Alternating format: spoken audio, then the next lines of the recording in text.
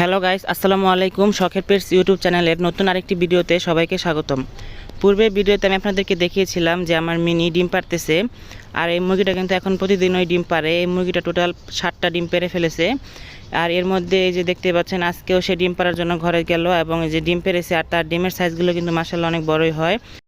তো এই ডিমগুলোর মধ্যে 1 নম্বর ডিম আর 4 নম্বর ডিমটা আমি আলাদা করে রেখে দিয়েছিলাম, আর বাকি ডিমগুলো বিক্রি করে দিয়েছি। এই ডিম দুইটা দেখতেই পাচ্ছেন অনেক বড় সাইজের। ক্যামেরায় হয়তো ছোটো দেখা যাইতেছে, কিন্তু এগুলো কিন্তু বাস্তবে একদম হাঁসের ডিমের মতো দেখা যাইতেছিল। তাই আমার খুব ইচ্ছে হয়েছিল এগুলো ভেঙে দেখার যে এগুলোতে 2টা কুসুম হয় কিনা।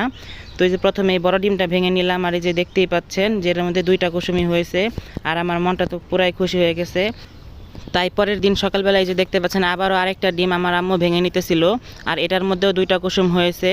তো এই 2টা ডিমের মধ্যে শুধু 2টা করে কুসুম হয়েছে। তো সবাই আমার মুরগিটার জন্য দোয়া করবেন যেন এই মুরগিটা আরও অনেক দিন বেঁচে থাকে।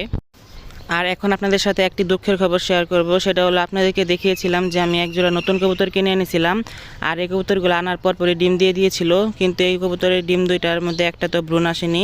এই যে তার প্রথম ডিমটা দেখতেই পাচ্ছেন, সে ডিমটাকে যে ফাটিয়ে ফেলেছে, আর এই দ্বিতীয় ডিমটা তো ভ্রূণ আসেনি।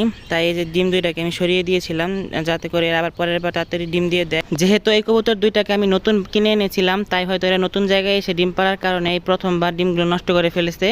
তো আশা করি এই ডিমগুলো সরিয়ে দেওয়ার ফলে এরা খুব তাড়াতাড়ি আবার ডিম দিয়ে দিবে। আর এখন আমি এদেরকে আবার ক্যালসিয়াম আর ভিটামিন খাইয়ে দিব, যাতে করে এদের পরের বারের ডিমগুলো থেকে আমি বাচ্চা পাই। আপনারা সবাই দোয়া করবেন যেন এগুলো পরের বার বাচ্চা দেয়। তো এই যে কবুতরের ডিমগুলোকে সরিয়ে নিয়ে আমি বাহিরে আমার মুরগিগুলোকে দিয়ে দিয়েছিলাম। আর যে দেখতেই পাচ্ছেন বাহিরে আমার মিনি, ফুলটুসি, সম্রাট সবাই মিলে কি সুন্দর করে ডিমগুলো খেয়ে নিতেছিল। আর এই পাশে আমি কবুতরের এই বাসাগুলো সব ঠিকঠাক করে নিতেছিলাম, সব কিছু পরিষ্কার করে নিতেছি। আর সব কিছু পরিষ্কার করার কারণে যে কবুতরগুলো ঘরের ভিতর ওদের বাসাগুলো খুঁজতেছে যে ওদের ডিমগুলো কোথায়।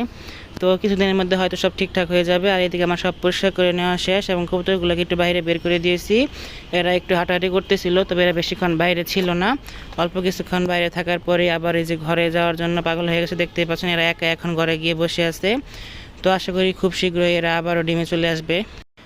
তো বন্ধুরা, আমার আজকের এই ভিডিওটি এই পর্যন্তই ছিল। ভিডিওটি আপনাদের কাছে কেমন লেগেছে অবশ্যই কমেন্ট করে জানাবেন।